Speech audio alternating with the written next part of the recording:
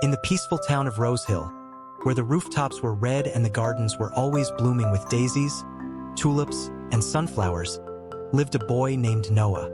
Noah was 8 years old, with chestnut-brown hair that curled at the ends and eyes the color of morning skies. He loved books more than anything else in the world. Whenever he had free time, he carried a storybook under his arm, eager to get lost in tales of adventures, castles, forests, and magical lands. Noah's family lived in a cozy little house at the end of Maple Lane. The house had a round blue door, a chimney that puffed like a teapot, and a garden filled with lavender and roses that his mother tended every morning. Noah's father was a carpenter, always busy shaping wood into chairs, tables, and toy boats, while his mother baked pies and told gentle lullabies in the evenings. Noah, however, always had his nose in a book, dreaming of distant places. One rainy afternoon, when the drops tapped gently on the window and thunder rolled far away, Noah sat by the fire with his newest book. It was called The Hidden Kingdom, and its cover showed a silver crown lying in a bed of moss. He turned the pages eagerly, but as he read, something strange happened. The words began to glow faintly, as if tiny fireflies had landed on the paper. The letters swirled and twisted, forming a bright silver mist that floated out of the book. Noah rubbed his eyes, but the mist grew thicker until it wrapped around him like a blanket. Before Noah could call for his parents, he felt himself being lifted gently off the chair. The room spun, the fire flickered, and suddenly he was standing in the middle of a wide meadow under a golden sky. The air smelled of honey and pine, and in the distance, mountains sparkled as if dusted with jewels. Noah clutched his book tightly, realizing he had somehow stepped into its pages. The meadow was alive with sounds, birds singing, streams bubbling, and a faraway trumpet call. Noah took a careful step forward, and as he did, a small creature popped out from behind a toadstool. It was no taller than his knee, with bright green skin, pointy ears, and a tiny vest made of leaves. "Welcome, traveler," the creature said in a squeaky but friendly voice. "My name is Pippin. You've entered the Hidden Kingdom." Noah's heart raced, but he nodded politely.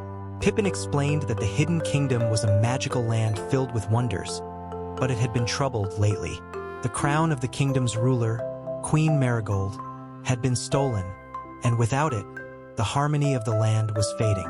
The rivers had grown quieter, the birds argued instead of singing together, and the flowers drooped. Pippin looked at Noah with hope. "We believe you were brought here to help us find the crown." Noah didn't know how to reply, but inside, he felt a spark of courage. He had always read about heroes and explorers. Maybe now it was his turn to be one. He agreed to help, and so his adventure began. Pippin led Noah through the meadow into the enchanted forest, where trees twisted high into the sky, their branches glowing softly with lantern-like fruit. Along the way, they met a wise tortoise named Elder Moss, who carried a lantern on his shell. Elder Moss told them that the crown had been taken beyond the forest to the Valley of Echoes, a place where voices could be heard long after they were spoken. But the path was not easy. One had to solve riddles, face illusions, and walk with patience. As they traveled, Noah's heart grew braver. He helped a family of rabbits who had lost their way, shared bread with a hungry fox, and even calmed a frightened deer by humming softly. Each act of kindness seemed to strengthen him, and he began to realize that being a hero wasn't about being the strongest, but about being the kindest. At night, Noah and Pippin sat by campfires under starry skies. The stars in the Hidden Kingdom were unlike any Noah had seen before. They swirled in patterns, forming animals that danced across the heavens.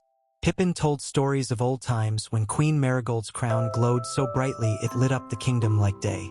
Noah listened, determined to bring that light back. Days turned into weeks as they journeyed across valleys and rivers. They crossed a bridge guarded by riddles carved into stone, each answer revealing a step forward. They passed fields of golden wheat where giant windmills turned slowly, whispering secrets in the breeze. They climbed hills that glowed blue at night, as if the earth itself was alive with magic. Finally, they reached the Valley of Echoes. It was a breathtaking place, surrounded by cliffs that shimmered like glass. Every word Noah spoke bounced back in 100 voices, making the valley sing. At the center of the valley stood a tall tower, dark and silent. Inside, Noah knew, was the crown. They entered carefully, the air thick with mystery. The tower was filled with mirrors that showed not only their reflections, but also their fears. Noah saw himself alone, lost without friends or family. His chest tightened, but then he remembered Pippin's laughter, Elder Moss's wisdom, and the kindness he had shared with the creatures of the forest.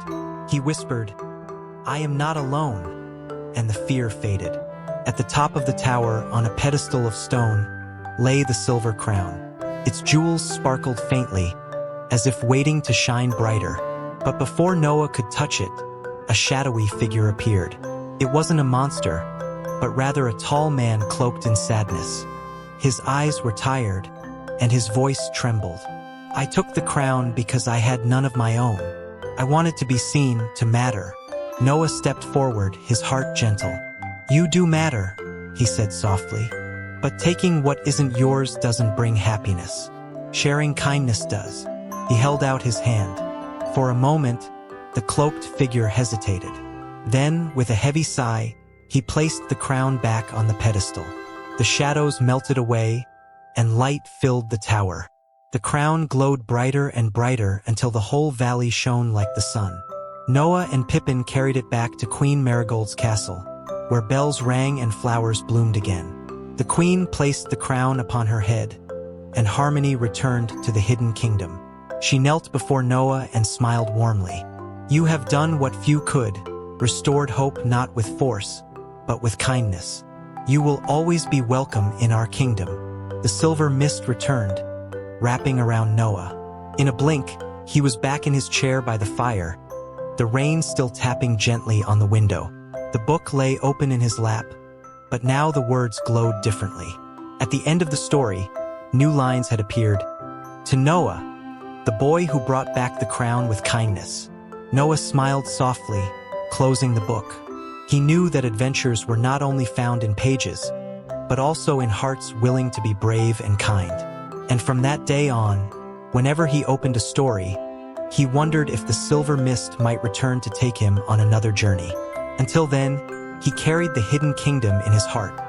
For more magical stories, subscribe to MagicNest Fables.